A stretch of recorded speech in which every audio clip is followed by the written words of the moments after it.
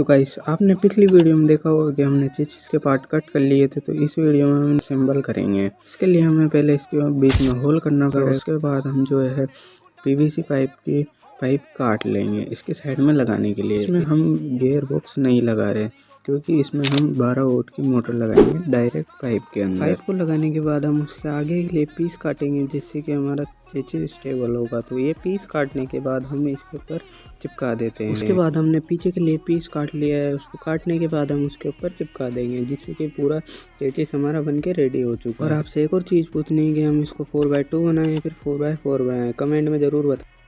पूरी वीडियो देखने के लिए सब्सक्राइब ज़रूर कर लें।